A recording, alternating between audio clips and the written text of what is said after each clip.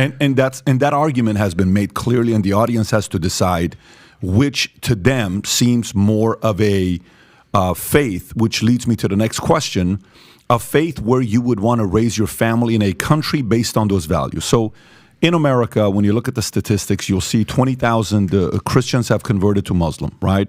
Of which 75% are women. The number we'll see 3/4 are women and 1/4 are men. Okay. The question I would have is, I lived in Iran for 10 years. I don't know if you guys have lived in a Muslim nation before. You lived in Morocco. Have you lived in a Muslim? No. You're here. So I lived in Iran 10 years as a Christian family, and we would go to church, and I went to Christian school, and then we escaped and went to Germany, lived at a refugee camp with a lot of different sects from different parts of the world who were escaping. They were either escaping communism or they were escaping not feeling safe, persecution for their religion, what they believed in. They didn't have the freedom, they left. Why is it? This is a question that's been brought up when I'm crowdsourcing what questions you want us to ask the guests that are here today.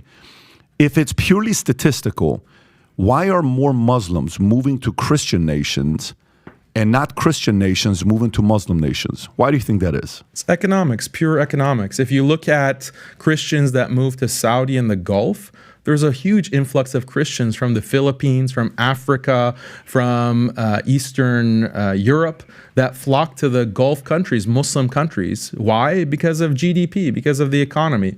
The influx of people of all religions and cultures to the US, to Australia, to Europe, it's purely because of economic opportunity, not because of there's some kind of better way of life. The way of life in the US, and I can talk to you because you lived 10 years in Iran, the culture of traditional societies, especially Muslim societies, is much more conducive to family. It's more of a family, community-based life as opposed to an individualistic, rat race, everyone is out for himself type of lifestyle that you live in the West. And that's because of the hegemony that we're talking about, because of liberal secularism, because of this pursuit of happiness at the expense of all else. When you have a religion that values family, marriage, look at the divorce rates. Look at how, I have 5 sons of my own. I'm very worried about, will they even be able to find a wife who will be faithful to them and who will want to have children, my grandchildren, who will be faithful. Look at the divorce rates. Look at the infidelity rates. Look at all of the social problems that are infecting Western societies. Why is that? I'd argue it's on the basis of leaving traditional Christianity, leaving traditional Islam, reforming these religions. That's the problem. Look at someone like Reza Aslan. You interviewed him, I had him right? on, yeah. And you had a brilliant comment. You said that, Reza, when you're talking, I feel like you're an atheist. You're arguing, I don't think that you're actually a Muslim. Like, you're not talking like you're a Muslim. You're talking like this progressive, liberal, atheist type person. And that's what's happening to everyone because of these political forces. And we have to resist that. We have to resist those kinds of influences in order to preserve marriage, preserve family, preserve community. That exists in the Muslim world, but it's being eroded. So why are you still here? Why are you in America? Why don't you go to a Muslim nation?